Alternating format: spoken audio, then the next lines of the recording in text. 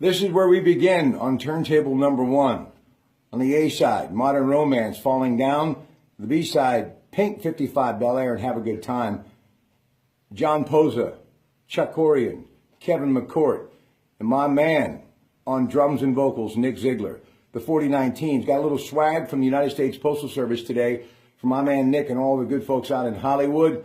Thank you very much and much love from your hometown of Monaca, Pennsylvania. Love it. Now, speaking of loving it, got to see it, hearing all sorts of good things about it. I highly recommend it. Moonlight, of course, Best Drama, Golden Globes. Incredible, all sorts of nominations, and you know more to come. Story of a young man growing up in Miami during the war on drugs, and it's 3 chapters in his amazing life. Directed by Barry Jenkins, it stars Javante Rose, Andre Holland, Janelle Monáe, and many others. Great movie, Moonlight. See it when you can. Now, I don't need any notes for this because I lived it. Muhammad Ali's birthday today. He was born in Louisville, Kentucky in 1942. Cassius Marcellus Clay. At the age of 12, someone stealing his bicycle. So what does he do? He wants to learn to box to get it back. And because of a police officer, he became not just good at that, but he became the greatest at that. He went on to win the Olympic gold medal in the light heavyweight division in Rome, and at the age of 22, won the WBA and the WBC heavyweight championship in a major upset in Miami Beach, Florida, against Sonny Liston. And as they say, he won the title time after time after time, and he also was a huge advocate for civil rights. When he was stripped of his title for 3 years because he was a conscientious objector and did not want to go to Vietnam, Muhammad Ali didn't sit and sulk. He was paying it forward. He spoke on equality and how man was created equal. Everyone, humans, were created equal. And he took an opportunity to make the most of what was a very tough time for him, because for those of you who know the sport of boxing, they took away the prime years of his amazing career.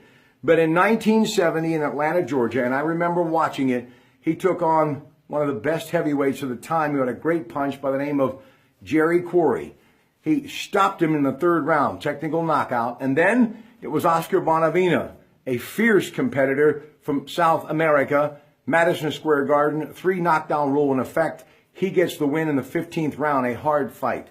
And you know, really, he was not fighting very long, but he decided, because of a number of reasons, to take on then heavyweight champion Joe Frazier, who won the title in an elimination bout by beating a former sparring partner of Muhammad Ali and one of the top contenders of the time, Jimmy Ellis.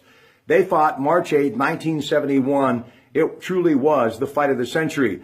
Muhammad Ali had his jaw broke. He was knocked down, and he lost that fight via unanimous decision. But he wasn't out. They went on to fight again. Super Fight 2, Thriller in Manila. Of course, Rumble in the Jungle against the great George Foreman.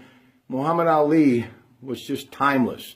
But, well, as it always does in every athlete's life, Father Time caught up. But Muhammad Ali, even suffering through that dreaded Parkinson's disease, and for those of us who idolized and loved him and literally hung on to everything he said and did, it was very tough to watch this man age and how he trembled. But the thing that amazed me the most, whether it was carrying the Olympic torch, he always said, look, I am a blessed man. He was a strong believer in his faith and in God and in family. He turned out to be an amazing husband, an incredible father from the very beginning until his death.